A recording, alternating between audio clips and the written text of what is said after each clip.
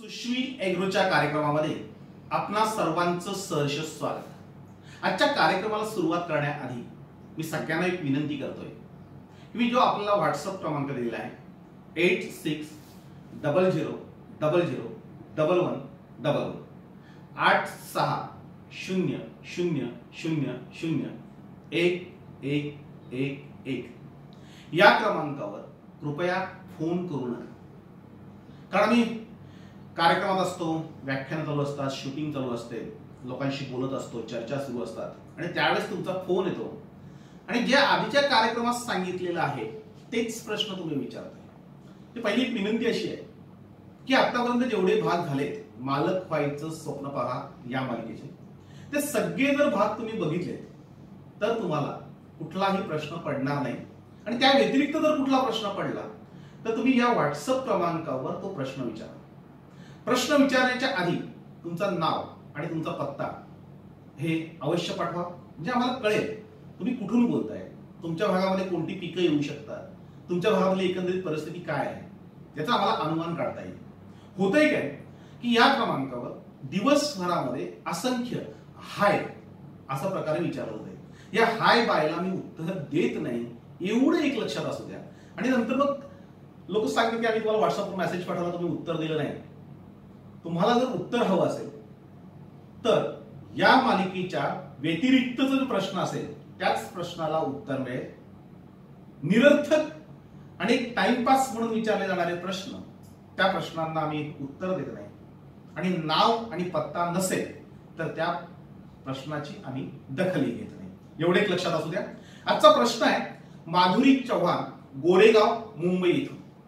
त्या म्हणतात की तुम्ही जी मालिका चालवलेली आहे मालक व्हायचं स्वप्न बघा, या मालिकेमध्ये आम्ही जेवढे काही भाग बघितले त्याच्यामध्ये तुम्ही शेतीवर आधारित जोडधंद्यांवर भर देताय आणि शेती जर करायची असेल तर आधी आम्हाला शेती पाहिजे। शेती करायची आम्हालाही पटतंय, मोठमोठे भांडवलदार उतरलेत, सगळे धनिक, राजकारणी, सिनेमामधली लोक हे सगळे आता शेतीकडे वळले। का वळले ते आम्हाला माहिती आहे, मात्र ज्यांच्याकडे शेती नाहीये त्यांनी नेमकं काय करायचं। मी मुंबईला राहते, आमच्या मुंबईमध्ये आम्ही कशी काय शेती करू शकतो। माधुरी, तुमच्यासारखे असंख्य लोक आहेत, असंख्य प्रश्न असे विचारतायत आणि तुमच्यापैकीच एक मी आहे। मी वाडा तालुका हा पालघर जिल्ह्यामधली एक छोटासा तालुका आहे, खेडवळ आहे, डोंगराळ आहे, आदिवासी पूर्णतः भाग आहे।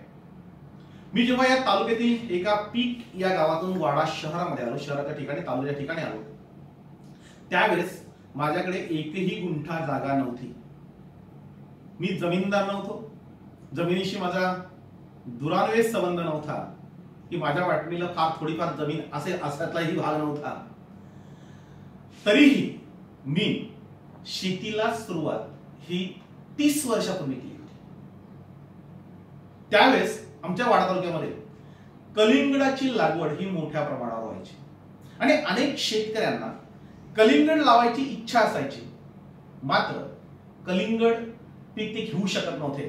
त्यातच माझं एक पीक नावाचं जे गाव आहे त्या गावामध्ये 30 वर्षापूर्वी एक भोये नावाचे शिक्षक, प्राथमिक शिक्षक जे आम्हाला शिकवायला होते 4थी 5वीला, ते धुळे जिल्ह्यातून आले होते। त्यांचा मूळचा व्यवसाय हा तिकडला वेगळा होता, पण त्यांनी जेव्हा इकडे येऊन बघितलं की नदीच्या किनारी पीक हे गाव वसलेलं आहे आणि या नदीच्या पाण्याचा उपयोग इथली कुणीही लोक करत नाही, फक्त पिण्यासाठी करतात, शेतीसाठी काही उपयोग करत नाही। म्हणून त्या शिक्षकाने त्यांच्या गावावरनं काही शेतकरी आणले आणि नदीच्या किनारी जी वाळू होती, रेती आपण ज्याला बोलतो, त्या रेतीवर कलिंगडाचं पीक घ्यायला सुरुवात केली। त्यांनी जेव्हा ते सुरुवात केली तर आमच्या गावाला हसत होते की आम्हाला जे जमलं नाही ते तुम्हाला धुळेवाल्यांना कसं जमणार आहे। ते धुळे नंदुरबारची लोक वाडा तालुक्यात येऊन नदीच्या किनारी कलिंगड कसं लावू शकतात, मोठ सगळे आश्चर्यचकित झाले होते आणि त्याचबरोबर त्यांची हेटाळी होत होती। आम्ही तेव्हा शाळेत होतो, मात्र आम्हाला ते शिक्षक असल्याने आणि नदीला लागून शाळा असल्याने आम्ही त्यांच्या शेतावर म्हणजे कलिंगडाची काशी ज्याला बोलतो काशीवर आम्ही जात होतो आणि बघत होतो। अत्यंत चांगल्या प्रकारे रेतीवर त्यांनी कलिंगडाची बाग फुलवली आणि बऱ्यापैकी पैसे कमावले। त्याच्यानंतर सातत्याने ते दरवर्षी लावत होते. 3-4 वर्षानंतर ग्रामस्थांच्याही लक्षात आलं, गाववाल्यांच्या लक्षात आलं की हे बाहेरून येऊन जर लोक करतात तर आपण का नाही. मग गावातल्या लोकांनीही ती करायला सुरुवात केली. त्यामुळे शाळेत असताना पासून ही पिकं कशी घ्यायची याचं थोडंफार माहिती होती. बरीचशी लोक कलिंगडाच्या शेतीकडे वळलेली होती. पण काही लोकांचा प्रश्न असा होता की आमच्याकडे जमीन आहे, आमच्याकडे पाणी आहे, पण जो कलिंगडासाठी त्या शेतीसाठी बियाणं लागतं, खतं लागतात, औषधं लागतात, हे कोणते. मी पातकर फर्टिलायझर म्हणजे मागच्या भागात मी सांगितलंय त्या दुकानामध्ये तिथे कृषी पदवीधर असल्याने कामाला होतो आणि मला पूर्णतः शेतीची माहिती होती. मी माझ्या काही जवळच्या शेतकऱ्यांना मित्रांना सांगितलं की आपण यावर्षी कलिंगडाची काशी लावायची आणि बरोबर 1992 साली आम्ही पहिली काशी लावली होती. मी त्या शेतकऱ्यांना बियाणं दिलं होतं, खतं दिली होती, औषधं दिली होती. त्यांनी फक्त ती मेहनत करायची होती आणि त्यांनी पीक घ्यायचं होतं. ज्याला आपण पार्टनरशिप मध्ये बोलतो तशा प्रकारे किंवा आता ज्याला आपण कॉन्ट्रॅक्ट शेती बोलतो, कंपनीवाले सगळं देतात आणि मग पीक आलं ते घेऊन जातात आणि उरलेले पैसे देतात. त्यावेळेस आम्ही तो प्रकार केला होता आणि शेतकऱ्यांकडून मला बऱ्यापैकी फायदा झाला होता. पहिल्या वर्षी एकाशी पार्टनरशिप, दुसऱ्या वर्षी 3 लोकांची पार्टनरशिप आणि त्याच्यानंतर मग तेच पीक घेण्यापेक्षा आपण वेगळ्या काही पद्धतीने काही करू शकतो का. म्हणून जेव्हा रब्बी हंगाम यायचा तेव्हा वाल असेल, हरभरा असेल, मूग असेल, ही पिकं आम्ही शेतकऱ्यांना लावायला द्यायचो. त्याचं बियाणं द्यायचं, त्याला काय रोग आला त्याची माहिती द्यायची, औषधं द्यायची, तो खर्च करायचा आणि खर्च वजा जाता जे काही उत्पन्न येईल ते दोघांनी वाटून घ्यायचं 50-50. खूप चांगल्या पद्धतीने जम आमचा बसला होता. म्हणजे ज्यांच्याकडे शेती नाही त्यांनी हे जरूर ऐकावं तर मी याच्यातून गेलोय. तुम्हाला शेती नसेल तुमच्याकडे तर आज महाराष्ट्रामध्ये कुठल्याही तालुक्यात जा, हजारो एकर शेती ही ओसाड पडलेली आहे. केवळ तिथे भात पिकं किंवा इतर एकच पीक हे फक्त पावसाळ्यावर अवलंबून असलेले घेतलं जाते. शेतकऱ्याकडे पैसा नसतो, इतर तंत्रज्ञान नसतं, मेहनत करायची त्यांची तयारी असते, तिथे लक्ष द्यायची तयारी असते, दिवस रात्र खपायची तयारी असते, मात्र विक्रीचा फॉर्म्युला त्यांच्याकडे नसतो आणि त्यांची लुटमार होते. आणि म्हणून जर आपण विक्रीची जबाबदारी जर घेतली, त्याला जर खत, औषधं, बियाण्यांची जर मदत केली तर ते तुमच्याशी सहज पार्टनरशिप करू शकतात. म्हणजे मी शेतकऱ्यांना विनंती करेन की आपल्या जमिनी खूप ओसाड पडलेल्या आहेत. जर आपण एखाद्याला ती जमीन जर लावायला दिली तर किमान आपली जमीन डेव्हलप होते. नेहमी जमिनीमध्ये काहीतरी सुरू असेल तर त्या जमिनीचा भाव वाढतो. त्या जमिनीमध्ये बऱ्यापैकी डेव्हलपमेंट होते, झाडं लागतात, पाणी नियमित असल्याने जमिनीचा पोत सुधारतो, बऱ्याचशा गोष्टी होतात. म्हणजे नुसतीच पडीक ठेवण्यापेक्षा तिथे कोणीतरी येऊन काहीतरी करणं आणि त्यातून भाड्याने जरी दिली तरी आपल्याला 2 पैसे मिळणं हे साहजिक असतं. म्हणून जमिनी पडीक ठेवू नका. मिळतील त्यांना जमेल तशा भाड्याने द्या किंवा त्यांच्याबरोबर पार्टनरशिप मध्ये करा. आपल्याला 2 पैसे मिळतील. म्हणजे शेतकरी आत्महत्या करतोय, शेतकरी कर्जबाजारी आहे, ही सातत्याने ह्या ज्या गोष्टी आपण बोलतोय ना, पण त्याला पर्याय काही शोधत नाही, त्याच्यावर काही उपाय शोधत नाही. आणि म्हणून आता मुंबईची लोक जर शेती करायला म्हणजे आपल्या सुशवी ऍग्रो मध्ये अनेक मुंबईचे धनिक येऊन गेलेले आहेत, आमची शेती बघून गेलेले आहेत, तशा प्रकारे ते करण्याचा प्रयत्न करतायत आणि त्यांना आता जमिनीची गरज आहे. म्हणून जमिनी विकू नका, मात्र त्यांच्या सोबतीने जी लोक मेहनतपूर्वक काही करायला तयार आहेत त्यांच्या माध्यमातून या गोष्टी आपल्याला करायला हरकत नाही. आपण तिथे कॅश पिकं घेऊ शकतो, फुल शेती लावू शकतो. म्हणजे आम्ही जसं मोगरा, गुलाब, सोनचाफा, झेंडू, सीझनला जसे जसे फुलं येतील ते फुलं आपण जर लावली त्यांच्या मदतीने किंवा भाजीपाला पिकं लावली, ते इतर जर गोष्टी केल्या, शेतीवर आधारित जोडधंदे जर सुरू केले तर आपले बरेचसे प्रश्न हे मिटतात. आपल्याला हाताना काम मिळतं, आपल्याला रोजगार मिळतो, आपल्याला 2 पैसे मिळतात. दुसरा एक पर्याय मुंबईवाल्यांसाठी की मुंबईवाल्यांच्या अनेक बागायती त्यांनी शेतकऱ्यांच्या जमिनी घेऊन तिथे फार्म हाऊस उभारले आहेत. या मुंबईवाल्यांच्या फार्म हाऊस मध्ये कुठलंही पीक येत नाही. सध्याच्या काळामध्ये त्यांना ही फार्म हाऊस अगदी सांभाळणं कठीण होऊन बसले. 1 रुपयाचं उत्पन्न नाही, बंगला बांधून ठेवलाय, मोठमोठी झाडं लावलेत आणि तिथे राखणारे जे असतात त्यांचाही पगार निघू शकत नाही, अशी परिस्थिती आहे. त्यांचे फार्म हाऊस आपण भाड्याने घेऊ शकतो. आमच्यासारखे अनेक लोक आहेत की जी लोक तुम्हाला भाड्याने शेती ही मिळवून देऊ शकतात, अशा प्रत्येक तालुक्यांमध्ये ही लोक आहेत. प्रत्येक तालुक्यामधले शेतकरी तुम्हाला मदत करायला तयार आहेत. तुम्ही तिथे जाऊन ती शेती करू शकता. मी ही शेती करत असताना माझ्या लक्षात आलं की आपण कॉन्ट्रॅक्टवर शेती करतोय, शेतकऱ्यांची पार्टनरशिप करून करतोय, बऱ्याचशा गोष्टी करतोय. आपल्याला आता पूर्णतः अनुभव आलाय आणि खऱ्या अर्थाने शेतीमध्ये फायदा आहे. मग आम्ही एक ऍड केली की आम्हाला शेती ही भाड्याने पाहिजे. मग ते जवळचे मित्र होते. आता ते वाडा नगरपंचायतीमध्ये सभापती आहेत, नगरसेवक आहेत रामचंद्र जाधव. त्यांना एक मोठे दलाल भेटला होता आणि त्या दलालाच्या माध्यमातून सांगितलं की एक जागा आहे ठुणावे, वाड्यामध्ये ठुणावे म्हणून गाव आहे तिथे, म्हणजे वाड्यापासून ते जवळच होतं. आणि तिथे एक मुंबईवाल्यांनी जमीन घेतली होती. पण तिथे परिस्थिती अशी आहे की वर्षात 6 महिन्यांनी जमीन विकावी लागते. काहीतरी भूताटकीची जमीन आहे आणि जर भूताटकीची जमीन असेल तर ती कोण घ्यायला तयार होत नाही. मात्र शरद पाटील ती घेऊ शकतात म्हणून ते माझ्याकडे त्या दलालाला घेऊन आले. मी राम जाधव आणि ते दलाल ज्यावेळेस त्या शेतीवर गेलो तेव्हा बघितलं तर नुसतं जंगल होतं.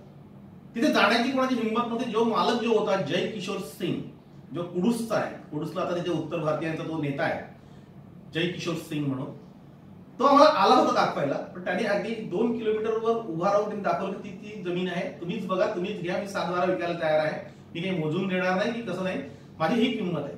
म्हणजे अगदी कमीत कमी किमतीमध्ये तो विकायला तयार झाला होता. आणि जमीन मला तिथेच आवडली होती. जमिनीमध्ये काय होतं हे मला महत्वाचं नव्हतं, जमीन स्वस्तात मिळत होती अत्यल्प भावामध्ये. केवळ ती भूताटकीची जमीन आहे, तिथं भूत नाचतायत, तिथं कुठलंच पीक येत नाही. ज्याने जमीन घेतली त्याने अगदी 6 महिन्यात वर्षांची विकली. म्हणजे मी 5वा मालक होतो. आम्ही डन केलं, ती जमीन घेतली. पहिल्या दिवशी ते आम्ही जेव्हा गेलो माझ्या कुटुंबियांना घेऊन, तर त्यांनी सांगितलं की इथे काहीच होणार नाही, कारण पूर्ण दगडाळ होती. मी तुम्ही जमीन आधी जाऊन बघू शकता. जमीन आम्ही बघितली, साफसफाई केली. 2 दिवस सगळ्या गोष्टी केल्यानंतर 3ऱ्या दिवशी लक्षात आलं की जमीन आहे, मुरवाड आहे, दगडाळ आहे. आम्ही कृषी कोर्स केलाय 2 वर्षाचा, कोकण कृषी विद्यापीठाचा, कोसवाडे. तिथे आम्हाला शिकवलं होतं की जी बागायती पिकं आहेत, ही बागायती पिकं यांना डोंगराळ जमीन लागते, यांना खडकाळ जमीन लागते, यांना मुरबाड जमीन लागते, यांना पाणी साचणारी जमीन नको. आणि तेव्हा लक्षात आलं की इथे जर आपण नंदनवन फुलवू शकतो, जिथे काहीच होत नाही असं अनेकांचं अनेक वर्षापासूनचं म्हणणं होतं, तिथे आम्ही चॅलेंज स्वीकारलं आणि सुरुवात केली. आम्ही तिथे सगळी जी बागायती पिकं आहेत ती लावली. शेतकी खात्याच्या योजना तशाच परत जात होत्या. आम्ही कृषी अधिकाऱ्यांना भेटलो, पत्रकार होतो, संपादक होतो, सगळ्या कृषी अधिकाऱ्यांची ओळखा होत्या. त्यांनी आम्हाला झाडं दिली, अगदी सगळी मदत केली. त्याच्यानंतर त्याच जागेमध्ये, त्याच दगडावर आम्ही एक तलाव खोदला. त्या तलावामध्ये मासे सोडले, तिथे बदकं सोडली. जिथे शेताची जमीन होती तिथे काही भाजीपाला लावला, फुलझाडं लावली आणि एक चांगली बागायत साधारणतः वर्षभरामध्ये आम्ही तयार केली. आणि ती बघायला आता जसं सुश्मी ॲग्रो बघायला लोक येतात, तसं त्यावेळेस सुशांत ॲग्रो, म्हणजे माझ्या मुलाच्या नावाने मी केलं होतं सुशांत ॲग्रो. आणि त्याच्या आधी आमचं कृषक सल्ला केंद्र होतं, म्हणजे कृषी करणाऱ्या, शेती करणाऱ्या लोकांना सल्ला देण्याचं आमचं केंद्र होतं. सुशांत ॲग्रो च्या माध्यमातून नंतर आम्ही सल्ला द्यायला सुरुवात केली. शेतकरी येऊन बघायचे कसं केलंय काय. केवळ दगडांवर आम्ही ती बाग फुलवली. आज ही वाडा तालुक्यातील ठुणावे या गावी, म्हणजे वाडा तालुक्यापासून जास्तीत जास्त 5 ते 6 किलोमीटर अंतरावर आहे. जिथे रस्ता नव्हता, काही नव्हता, तिथे सगळ्या सोयी झालेल्या आहेत. तिथे ती जमीन आम्ही घेऊन तिथे बागायती फुलवल्या. आजही तिथे एक चांगलं रिसॉर्ट आहे. ती जमीन त्याच्यानंतर आम्ही काही कारणास्तव ती जेव्हा विकली तेव्हा तिथे आता वसईचे जनार्दन म्हात्रे म्हणून आहेत, त्यांनी त्याच झाडांवर तीच झाडं सगळी सांभाळून, तोच तलाव ठेवून, त्याच पद्धतीने आता ते एक चांगला रिसॉर्ट तयार केलेला आहे. आणि तो तुम्हाला पाहता येईल. म्हणजे ज्या जमिनीवर काही पिकत नव्हतं, ज्या जमिनीवर काही येणार नाही असं शेतकरी सांगत होते म्हणून त्यांनी मुंबईवाल्याला विकली. एक मुंबईवाला गेला, दुसरा गेला, तिसरा गेला, चौथा गेला, मी 5वा शेतकरी. तिथे अशी किमया करून दाखवली की जेव्हा मी ती जमीन विकली, तो फार्म हाऊस माझा सुशांत ॲग्रोचा जेव्हा विकला त्यावेळेस मला खूप मोठी रक्कम मिळाली. आणि त्या रकमेतून मी बिल्डर झालो. खरं तर मी बिल्डर कसा झालो, यशलक्ष्मी कॉम्प्लेक्स कसं उभं राहिलं हे पुढच्या भागामध्ये मी सांगेन. की तुम्हाला शेती काय बनवते, शेती तुम्हाला कुठपर्यंत पोहोचवते, शेती तुम्हाला कसा आधार देते, याचं उत्तम उदाहरण शरद पटेल. ते मी जे केलंय ते करून दाखवलंय, ते तुम्हाला याच्यासाठी सांगतो की ते तुम्हालाही सहज करणं शक्य आहे. आणि म्हणून जर शेती घ्यायची असेल तर जमेल तशी, पडेल तशी, म्हणजे मला ती खूप कमी किमतीत मिळाली. म्हणजे बऱ्याच लोकांच्या मनामध्ये हे भुताटकीचे खेळ असतात. आम्हाला ज्या जमिनी मिळाल्या, म्हणजे जसं शरद नगर उभं आहे तिथेही सांगितलं होतं भुताटकीचा खेळ. यशवंत नगर उभं जिथे आहे तिथे माझं ऑफिस आहे, मशालचं स्टुडिओ आहे, किंवा मी जिथे राहतोय त्या यशलक्ष्मी कॉम्प्लेक्सच्या जागेवर, तिथे वडाचं एक मोठं झाड आहे आणि त्या जागेवरही तिथे मुंजा राहतो, भूतं राहतात, असं सांगून ती जमीन आम्हाला विकली आली होती आणि ती जमीन आम्ही विकली घेतली. आणि भूतापिताच्या जमिनी शरद पटेल विकत घेतोय अशा चर्चा, अफवा पसरल्याने बरीचशी लोक मिळेल त्या किमतीमध्ये जमिनी विकण्यासाठी ती आमच्याकडे येत होती आणि त्याचा फायदा मी अचूकपणे उठवला होता. आजही अनेक जमिनी विविध कारणास्तव पडीक आहेत. या सगळ्या पडीक जमिनींवर आपल्याला नंदनवन फुलवता येईल. जर सुश्वी ॲग्रो आहे, तिथल्या आजूबाजूचे वळवीपाडा आहे, धिंडेपाडा आहे, या लोकांना मी जाऊन विचारलं की शरद पाटील इथे येण्याआधी इथे काय होतं, तर ते सांगतील की या जागेवर कोणी काहीही करू शकत नव्हतं. प्रचंड जंगल होतं, अगदी मोठे मोठे नाळे होते आणि ते कुठलंच पीक येणार नाही असं सगळ्यांचं म्हणणं होतं. म्हणून अत्यंत स्वस्तात ती जमीन आम्हाला मिळाली होती आणि त्याच जमिनीवर आज आम्ही जे उभं केलं ते बघायला आणि ती देशभरातून लोक येतात.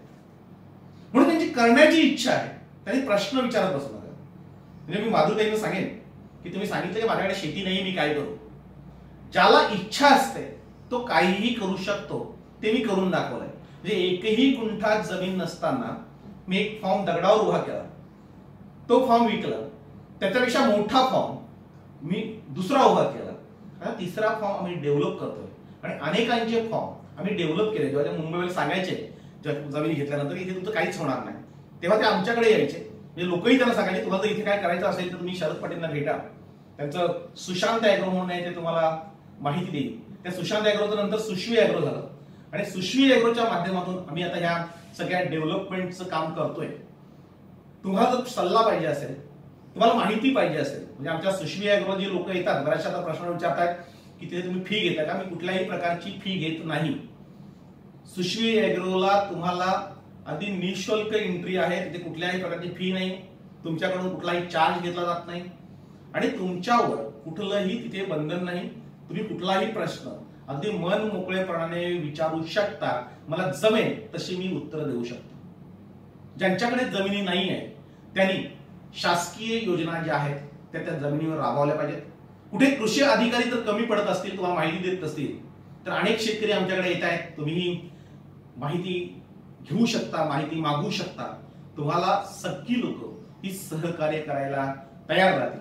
म्हणून माधुरीताईंना सारख्याच असंख्य प्रश्न त्यांनी विचारले, आमच्याकडे शेती नाही, मी काय करू. तर ज्यांच्याकडे शेती नाही त्यांनी ज्यांच्याकडे शेती आहे त्यांच्या शेती डेव्हलप. कोकणामध्ये बऱ्याचशा जमिनी ओसाड पडलेल्या आहेत. उर्वरित महाराष्ट्रामध्येही तीच परिस्थिती. माझ्या वाडा तालुक्यामध्ये असेल, जव्हार असेल, मोखाडा असेल, डहाणू, पालघर, तलासरी या सगळ्या भागामध्ये सगळे मेहनती शेतकरी आहेत. बऱ्यापैकी शेती फुलवत आहेत, पिकवत आहेत. मात्र 75% जमिनी या ओसाड आहेत आणि या ओसाड माळरानावर आपल्याला नंदनवन फुलवायचं असेल तर आपल्याला कोणाची मदत घ्यावी लागेल.